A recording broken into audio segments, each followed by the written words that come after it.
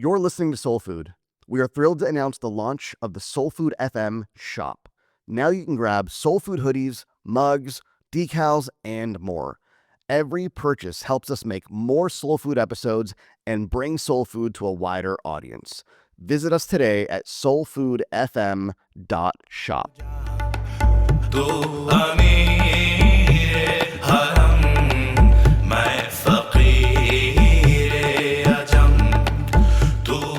Bismillah walhamdulillah wassalatu wassalamu ala rasulillah.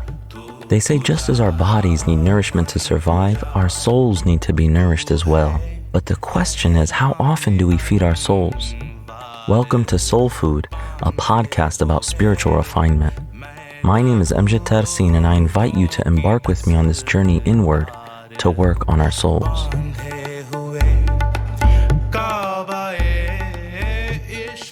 Assalamu alaikum, and welcome to episode 16 of Soul Food called Badr. And in this episode, we're going to cover the significance of sacred and blessed history. We're going to talk about the great Battle of Badr, and then we're going to talk about the blessing of the night of the Battle of Badr, the 17th night of Ramadan. History really helps us get a sense of who we are and what we're a part of. One of the things that's very necessary for the human being is deep down inside, you search to place yourself in this greater history, which is why people want to know about where they came from and things about culture. And that's something that you see in human beings across the board. And the Quran is full of stories of the prophets, upon them all be peace, which gives us a sense of connectedness throughout time, that there is a sense of faith, there is a thread of belief in the divine throughout human history, and that there are archetypes. And we as human beings were able to understand ourselves through those stories, and we're able to understand our connection to great people and to great legacies. And that these stories, they give us a direction and a purpose, that you're able to say, who am I? What am I connected to? What legacy am I a part of? What potential exists within me? And the life of the Prophet Muhammad, peace and blessings be upon him, gives us so much to hold on to, gives us so much to revere and appreciate, and gives us a beautiful example. The events of his life, the things that he went through, whether it was love or loss or exile or betrayal or victory or leadership or marriage or being a parent, all of these things, etc., they give us a sense of what each one of us can be as a human being, that we can see ourselves and we can relate to this great and beloved messenger of God, and that we know how to be so that God will bestow His love upon us. And Allah tells us in the Quran that He sent us a prophet from among yourselves. وَلَقَدْ مَنَّ اللَّهُ عَلَى الْمُؤْمِنِينَ إِذْ بَعَثَ فِيهِمْ رَسُولًا مِنْ أَنفُسِهِمْ. That God has truly been gracious to the believers when He sent them a messenger from among themselves. So that also gives us an understanding that the prophet was a human, so that we can also fulfill our human potential, that we can aspire to be like him because we can see things that we can relate within him in our lives.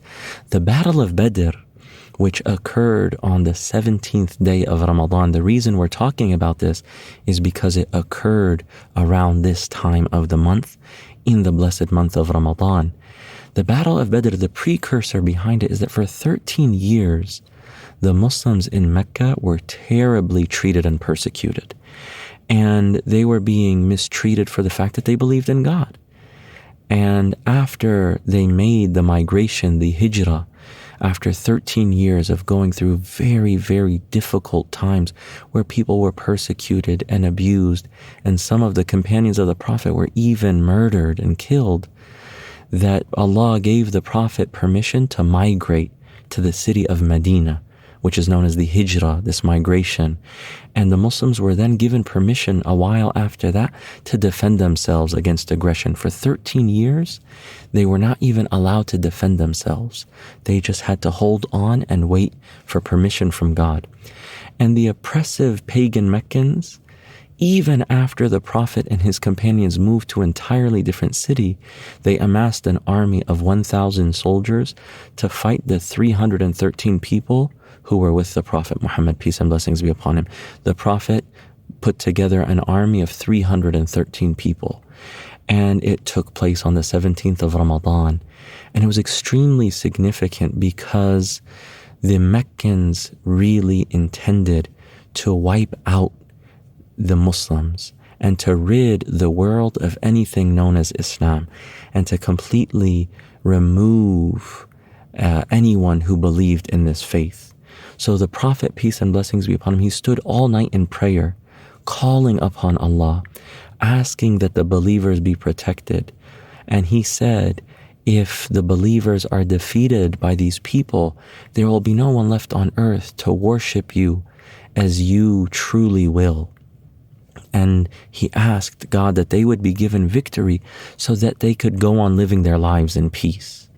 And this battle, known as the Battle of Badr, and I'll talk about why it's important, because we do live in a time where violence is extremely widespread and that there are great crimes being propagated in the name of Islam, and we completely disagree with those. But the Battle of Badr is important for another reason, which I'll touch upon in a little bit. But when they fought in this battle, the angels, the angel Gabriel, the angel Michael, the angel Israfil, they gathered and they supported the Prophet and the believers. And they fought with them, and they overwhelmingly defeated their oppressors, and they were able to turn back to Medina, having protected their homes. And we nowadays, whether you're a Muslim or if someone is listening from another faith, we live in difficult times. I don't think anyone would disagree with that. And it's hard to be courageous.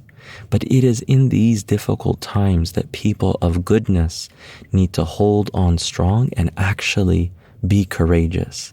And I saw an article recently from Imam Zayd Shakir where he said, now is the time for heroes. People who stand up and hold on to what they believe, especially in the face of those who want to misinform and misrepresent. What the companions went through in the time of the Prophet was much more difficult. And when we learn about their stories and we learn about what the Prophet went through, peace and blessings be upon him and the companions, we draw strength and inspiration from their courage and sacrifice. And we recognize that believers throughout time, all of the prophets and messengers, and the Prophet Muhammad and his community and companions, they went through extremely difficult times. But in every single era, with every single prophet, God was with them. And by learning these stories, we understand and we recognize that we are part of a great and blessed legacy. And we need to be strong, and we need to be courageous, and we need to know that Allah subhanahu wa ta'ala in different times and places challenges arise, but that God will bring to complete perfection and fruition His lights of guidance and His lights of mercy, so that humanity will be guided and goodness will prevail bi-idhnillahi ta'ala, by the permission of God, the Almighty and Majestic. Another aspect of this night that I just wanted to touch on, aside from the Battle of Badr, is that this is a blessed night. The eve of the 17th. Some scholars were of the opinion that the eve of the 17th, the night before the 17th day, was the night of Laylatul Qadr, was the night of great worth. And this takes place on the 16th day after sunset. So depending where you are in the world, that might have already occurred, but that we take advantage of these nights before us. Imam al-Hasan al-Basri, may God have mercy on him, he was of the opinion that Laylatul Qadr was on the 17th night. And either way, it is a special night that should be celebrated and should be remembered, and that we should do some extra worship. And we should, just as the Prophet, peace and blessings be upon him, many, many years ago, on this night, he was praying for his ummah. He was praying for protection. He was praying for victory. He was praying for peace. He was praying for people to be able to have the freedom to learn about this revelation in a way that they were not hindered by other viewpoints and people who wanted to misrepresent the truth, that they just had a fair shot at learning what this was all about. Just like he was praying those prayers on that night, we should pray something similarly, and we should pray for the believers, and we should pray for the goodness of all of humanity. And the greatest goodness is that they know their merciful and majestic Lord. So we should give life to this night. I remember when I was studying in my school in Yemen, a school called Dar al-Mustafa, that they would do their first khatam, they would do their first complete reading of the Quran and finish it on the 17th night.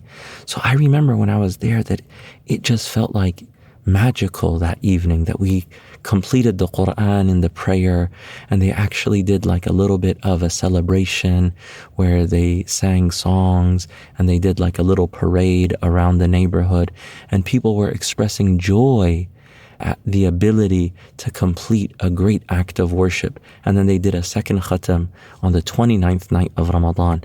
So this is a blessed night. Whether we do a khatam or whether we give life to the night in other ways, they're all good. But just to take advantage of this night and to know the legacy that you've been given. So really the call to action is to learn a little bit more about the Battle of Badr. And it's not in this instance about the battle and fighting against people, but it's about being courageous. It's about knowing that you are part of a great legacy. And it's about knowing that Allah subhanahu wa ta'ala is with the believers in every time and in every place. We ask Allah subhanahu wa ta'ala for tawfiq, and that He looks upon the ummah of His beloved Prophet Muhammad, peace and blessings be upon him, and brings alleviation and brings safety and stability. Wa sallallahu ta'ala ala Sayyidina Muhammad wa ala alihi wa sahbihi ajma'in. Walhamdulillahi rabbil alameen. Thank you for listening to Soul Food. To subscribe to the show, visit soulfood.fm, where you can subscribe on iTunes, SoundCloud, Google Play, or by email. If you're on iTunes, please also leave us a rating and a review. It helps more people discover the show.